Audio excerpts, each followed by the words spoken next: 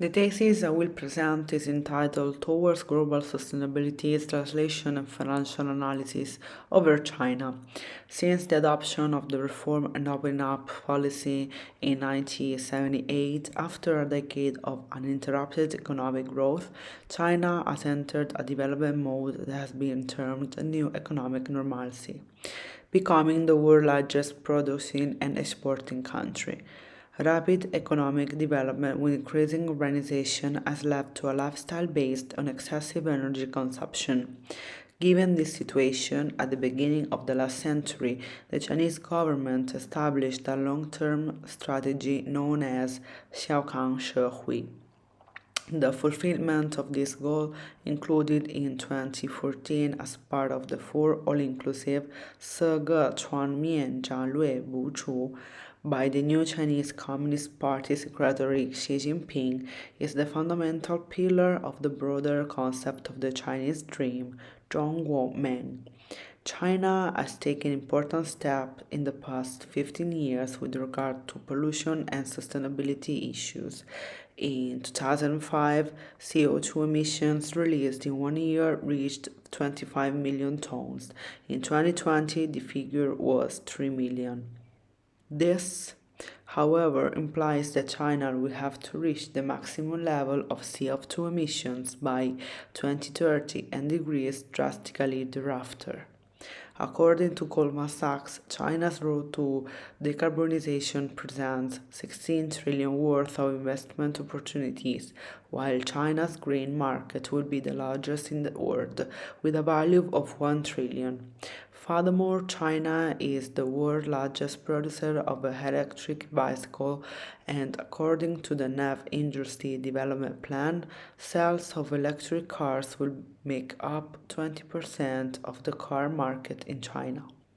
A further need that has emerged over the past year due to the pandemic has been for global airlines to increasingly engage in green projects in order to reduce their impact on the planet.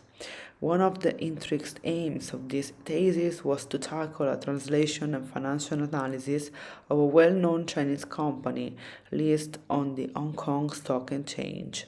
Air China is the first PRC-owned airline to announce its membership of the Sustainable Aviation Fuel Users Group. After careful quantitative analysis of the company's last 3 years, it was revealed that for the year 2019, the consolidated profit and loss accounts results to EBIT of 9 million, ending the reporting year with an annual operating profit of 7 million yuan. For the year 2020, the consolidated income statement shows a negative EBIT. For the year 2021, the consolidated income statement shows a negative EBIT of minus 21 million yuan. Despite the latest loss, Air China was able to effectively manage the cost and quickly implement a long-term post-pandemic recovery plan. As for the overall climate change targets, by 2025, Air China will further improve its management system of ecological environment protection and energy conservation by formulating and issuing standards and provisions. In October 2021, the quality of Air China's carbon emission report data was rated excellent by the Civil Aviation Administration of China.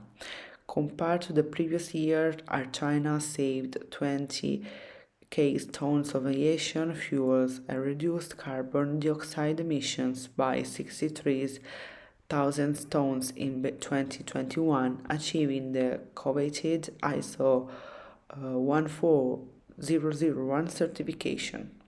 In fact, the pandemic seems to have explained to politicians, citizens, how a global crisis can bring dramatic consequences, both economically and socially. This time it was a health crisis, but in the future, new crises related to climate change could arise. As a result, the European Central Bank is now turning its attention to sustainable finance.